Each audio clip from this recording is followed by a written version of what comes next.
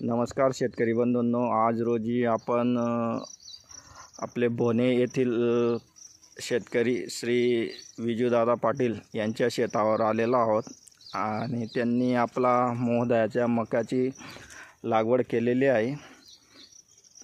तुम्ही पाहू शकता मका अजून मी पूर्ण उभा आहे आणि आपण विजूदादा यांच्याकडनं त्यांचं थोडक्यात मनोगत आपल्या मक्याबद्दल जाणून घेऊ।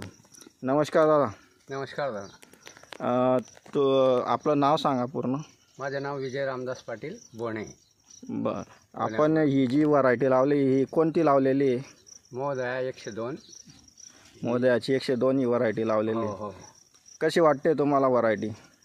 ही व्हरायटी तर चांगली आहे, पहिले ही चांगली होती, अवर्षणला हे होती आणि आजूबाजूला चांगल्या नामांकित व्हरायटी आहेत, पण ते त्याला कणीस छोटे आहे आणि 3-3 आलेले आहेत। माझ्या मक्याला 1 किंवा 2 कणस आहे आणि पूर्ण भरलेलं आहे, तुम्ही पाहताय पूर्ण टोकापर्यंत भरलेलं। कलर वगैरे कसा आहे मक्याचा? कलर एकदम सोनेरी आणि कॅप्सूल सारखा वाटतोय। कॅप्सूल।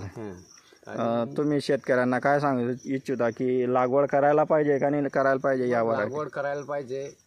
इतर वाहनांच्या मानाने एकदम वाहन चांगला आहे। त्यांचं मी मोहदयाची जिवारी पण पेरली होती आणि मक्यावर माझं पहिलाच होतं, तर मका चांगला आहे। बरं, आणि पाण्याला ताण सहन करतो का? हो, पाण्याला ताण म्हणजे माझी मोटर असून मला डीपी जळाल्याने भरता आला नव्हता, तरी पूर्ण भरलेला आहे। पूर्ण भरलेला म्हणजे 30-35 दिवसाचा ताण होता तरी पण पूर्ण भरलेला आहे। कारण लाईन नव्हती तर भरला गेला नाही तर मला साधन होतं म्हणजे तुम्ही पाणी भरलं नाही तरी पण पूर्ण टोकापर्यंत भरलेला आहे। भरलेला आहे। धन्यवाद दादा। हो।